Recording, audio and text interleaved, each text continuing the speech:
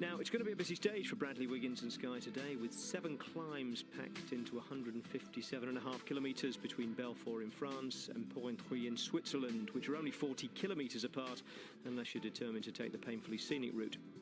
There's a 4th, a 3rd, then 4 second category mountains for the riders to get over before they tackle the final Category 1 Col de la Croix, which in places is even steeper than La Planche des Belles Filles was yesterday.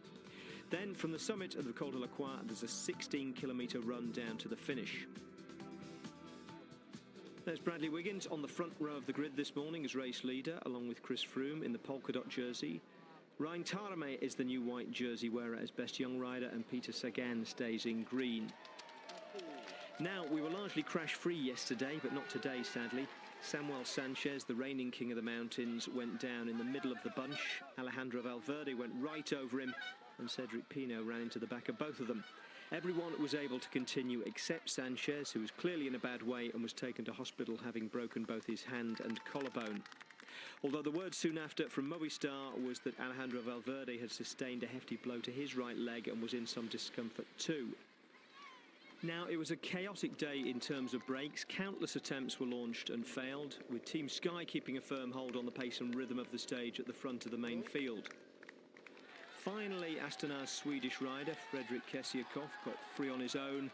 And behind him, a pair of Frenchmen, Tony Galopin of Radio Shack and Thibaut Pinot of FDJ, attacked off the front of an escape group to try to get across. Behind them, Liquigas had taken over the chase at the front of the main field, perhaps thinking of setting up Vincenzo Nibali for an attack on the final climb or the final descent. 18 kilometres to go now, and this man, Robert Kessiakoff, trying to make himself the first Swedish rider to win a stage in the Tour de France since Magnus Backstedt did way back in 1998, and that was stage 19. Now, the chase coming. This man is doing a phenomenal job. Thibaut Pinot, 22 years of age from France, and the fact that the race referee has dropped in there, we'll get a chance to see just how far back he is. Lotto have got themselves to the front as well now, and this is, of course, is for their team leader, which is Jürgen van den Broek, trying to keep him in a good place to springboard. We pick up the leader out on the front now, because we now have Fredrik Kessiakoff. He's made his bid way down the road. Although he's 32 years of age, you know, this man's coming to his first Tour de France here, and the perfect weight at 172 pounds to conquer the mountains. We don't get many Swedish winners of stages of the Tour de France. 2 minutes and 44 seconds, the spread across the field. The chase is having an effect behind, but is it coming quick enough? Well, I tell you what, there are not many riders left in this group, and that's because of the pressure of Team Lotto Belisol, and it's a little bit too difficult, Phil, for Peter Sagan. That's not really a surprise because of the gradient here at 15 to 17%. This is a real tough climb, this one. It is very steep. It's given the highest ranking of the day of first category. And I'm just wondering if Thibaut Pinot can get across here. He's 28 seconds now. He's halved the gap. He's 28 seconds behind the leader. It's a big, big chase for him. It's a big, big chase for France here this afternoon, because the French so far do not have very much to shout about in their own home tour. Well, there is a regrouping in the peloton because they're sweeping up the remnants of the breakaway. Johnny Hogeland actually has just been swept up as well by the pack, being led by Venendert. The Lotto man leading for his team leader, Jürgen van den Broek. We're looking at the face there briefly of Pinot. Now we've moved up to the leader. 1 versus 1 for the moment.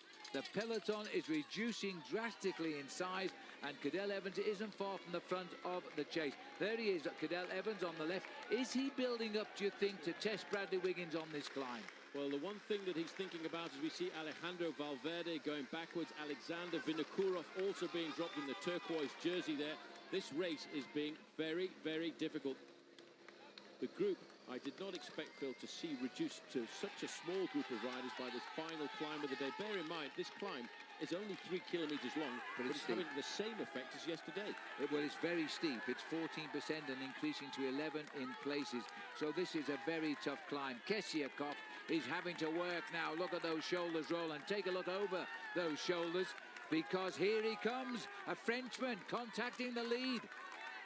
Well, I know we're in Switzerland, but they're certainly shouting the Frenchman up this mountain now.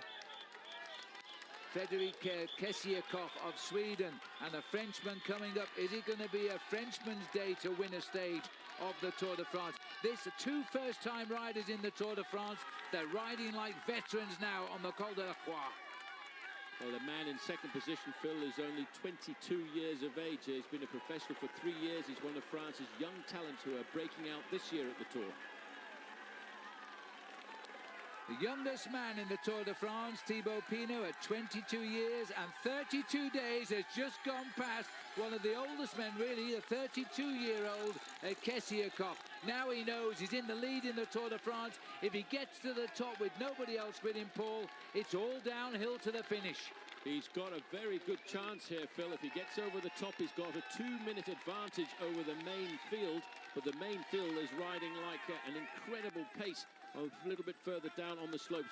But watch out for Kesiakov. He won't give up. He'll try and stay in contact as much as he can. He comes from a mountain background, and he will take a few risks to try and get himself back into the race if he can over the summit of this climb. It could be a terrific descent down here by these two. A mountain biker chasing a Frenchman who is 10 years younger than he is.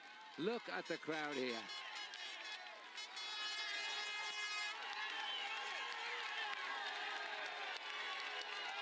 Two minutes 3 is the gap. Paul, if they get inside 2 minutes at the top, can they sweep up those two guys on the way down?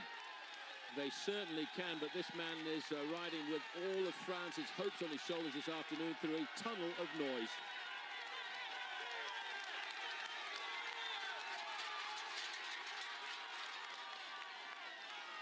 The Col de la Croix, a Frenchman tops it. There's now, look at him accelerate. There's now a 16 kilometers to the finish, and this man is free to fly off the ramps. Now, can the man that's been setting the pace, Kesiakov, he's 10 seconds behind.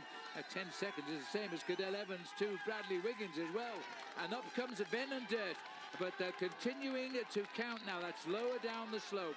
They are going very hard indeed. You can see Cadel Evans up into second place there. Bradley Wiggins has to follow this move this afternoon. There are men getting shelled out of the back because of the acceleration of Jelle Van den Dirt. But where is his teammate, Jurgen van den Broek? Which is the whole reason of him doing the pace. And Cadel Evans is right there, so vigilant and watching. And take a look, two men behind. Number 1 is the yellow jersey. He cannot afford to let a gap open of 10 seconds. Cadel looks over his shoulder. He looks straight into the sunglassed eyes of Bradley Wiggins, and Chris Froome is hanging on behind Wiggins. Well, that's Chris Froome in the white jersey with the red spots, but look how Team Radio Shack Nissan responded to that. 1, 2, 3 riders have got across. They've been so criticised since the start of this race, but I think they're not doing too badly. Thank you very much. I would agree there. They're coming up, the clock is counting. Have they done enough to save the day? Because our leader is speeding to the finish. Just smoothly riding his way onto the back there is the Russian rider who's in 5th place overall at the start of the day, Denny Menshov. He saw the danger of a move like this and said, I'm going to have a piece of this action. Look at the face on Cadel Evans. Bear in mind, Cadel Evans also, Phil, comes from a track background, but look at the time gap. It's not much. They've closed it to 1:39, 16 kilometers for the peloton, 14 and a half kilometers for the leader. We are now going to be treated to one descent down to Porrentruy. Well, Cadel Evans really needs to look over his shoulder there, Phil, because about 5 seconds off the back end of that group was his own teammate, the American TJ Van Garderen. They're over the top. Very soon they will see 15 kilometers to go. Marc Madio, twice winner of Paris-Roubaix, shouting here at the leader as we can now see Thibaut driving on. He's not safe by any matter of means here. He has got to drive on now, and he'll be saying to himself, I'm not going to get this close to the finish and somebody rob me of my first Tour de France stage victory. When you're in a position like this, you can push that pain barrier just a little bit further back and try to ignore it, and that's what he's doing. He knows if he's done the calculations, he can lose 12 seconds per kilometre and still stay in front of this race. But it's very easy if you hit the wall to lose that amount of time. Well, in some ways it will be an absolute sporting tragedy if the Frenchmen were to be caught now, but the big names of the Tour de France are all together and they are riding as one. Froome started the day in ninth position, looking for 1:32, and he's gaining time on everybody else. Vincenzo Nibali, it's amazing to see the big names of the sport, and they're all collaborating together to put time between themselves and the men who were left behind on that final climb, the Col de la Croix. What a beast it turned out to be. It would be an incredible sprint, and will be, whatever the case, for win or for third place by this group, because there is not a pure sprinter among them in it. These are the riders for the GC, the overall standings. 50 seconds the board is now showing the Frenchman. He saw it, he kicks again. And they've wiped out Kessiakoff. Kessiakoff checks out the quality and think, my goodness me, everybody who's anybody in the Tour de France is right here. And there's no big peloton, so he'll slot in if he can. It's one man now, the youngest man in the Tour de France versus the most serious contenders for the Tour de France.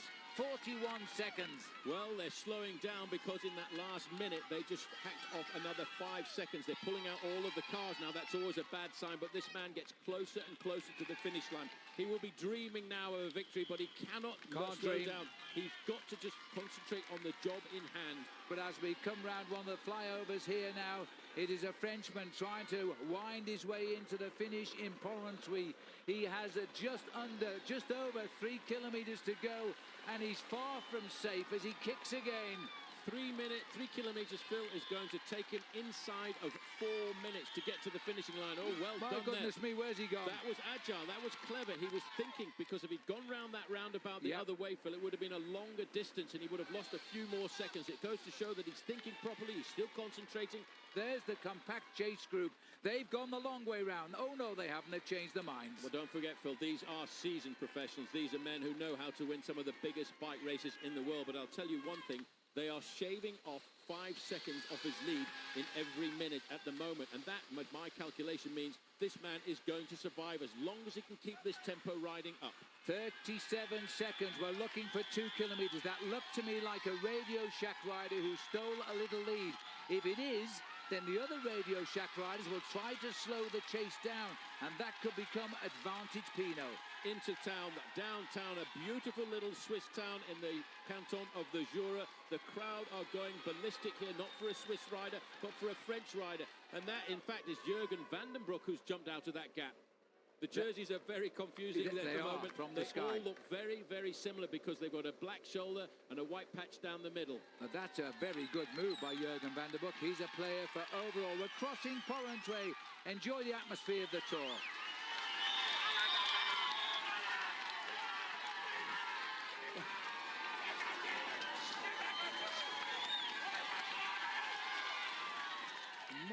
There, twice winner of Paris-Roubaix. This is one of his huge moments of his career, to see this young kid race for gold. Well, I don't think you have to translate that, do you, Phil? No. Tuva Gagné, you are going to win. He is convinced now. 1.5 kilometers to go. Well, we're hearing that Cadel Evans is launching a lone attack from the group. Now, how Wiggins is going to respond to that? We're looking at Jürgen van den Broek, and that is Cadel Evans trying to reach him. Well, he did this in the recent Criterium du Dauphiné, and they cannot allow Bradley Wiggins to sit back. Watch this, Bradley Wiggins has seen this move. The excitement is all at the front.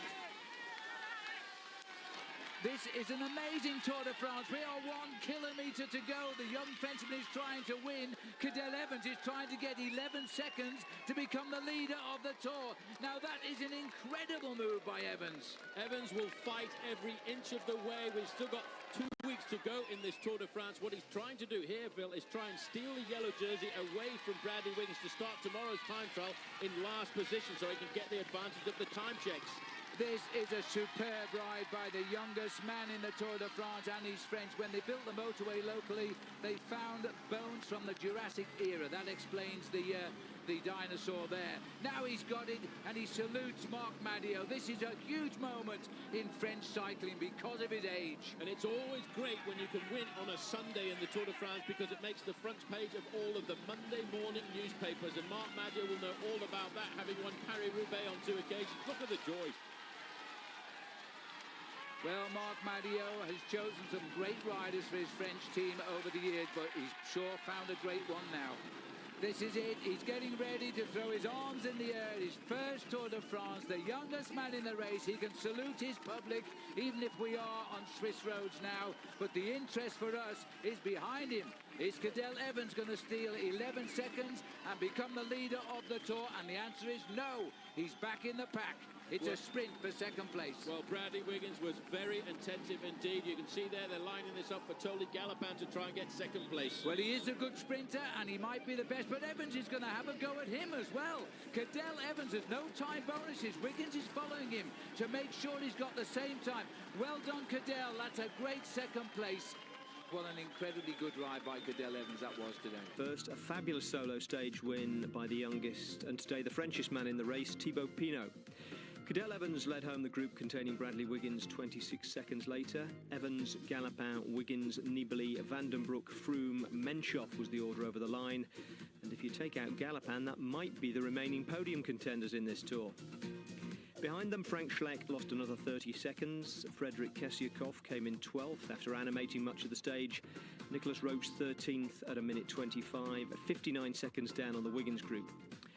Rein Tarama lost 2 minutes 21 after his great ride yesterday, but the big loser was Robert Hesink. If his podium hopes weren't already gone, they are now. He lost the best part of 17 minutes.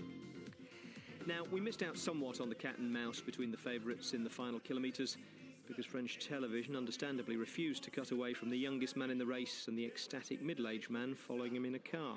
Thibaut Pinot, a Française de Jeu, justifying his late selection for the Tour, and Marc Madiot realising that he's probably clinched a sponsorship extension for next season.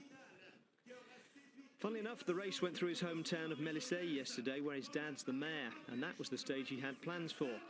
Not that Pinot will mind being a day late with his inaugural stage win. He instantly becomes the next great French hope. Frederick Kessiakoff has to settle for becoming the new King of the Mountains leader. His exploits at the front of the field today saw him overtake Chris Froome by a point. Here's how the standings look after the second day in the mountains, and it was a day of quiet clarification, really. Wiggins still leads Evans by 10 seconds and Nibali by 16.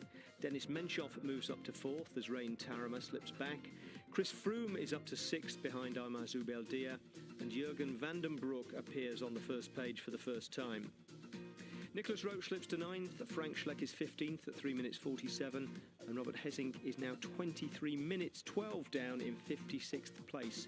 So the real rivals to Bradley Wiggins are quite quickly being narrowed down.